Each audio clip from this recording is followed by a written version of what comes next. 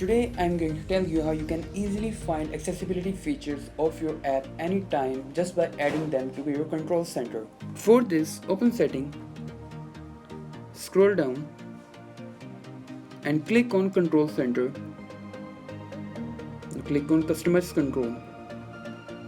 Now you can add the accessibility features of your app by just tapping on the plus icon here.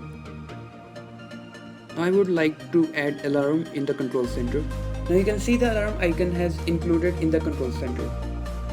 Add the camera, calculator, and the stopwatch, the torch, and the timer. Now these are the features I needed almost every time, so this might help me. Go back. Access within apps means that you can use the control center while using your apps. Now go back on the home page and slide from the bottom. Now you can see that all the features I added are here. You can simply use the feature just by tapping on it.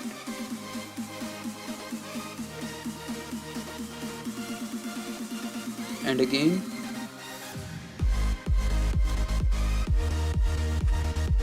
The camera,